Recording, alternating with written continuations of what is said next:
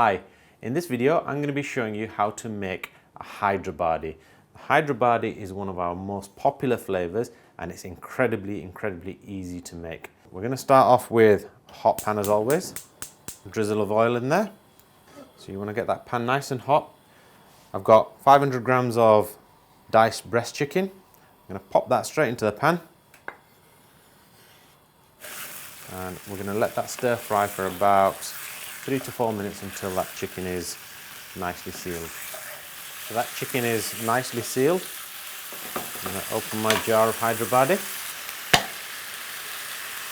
Pop that into the pan. So I'm going to add about half a jar of water to this one. So it's quite a thick sauce.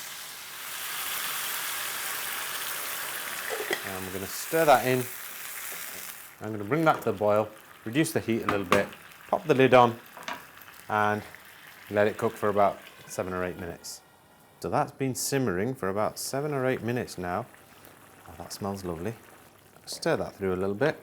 I'm going to let it continue to simmer for a couple of minutes with the lid off, just so that sauce thickens up a little bit, and then I'm going to add the cream at the end. That is now nearly done. I'm going to add 120-130 grams of double cream. You can add single cream, you can have a dairy-free alternative. So just stir that cream in, and that is now ready to serve.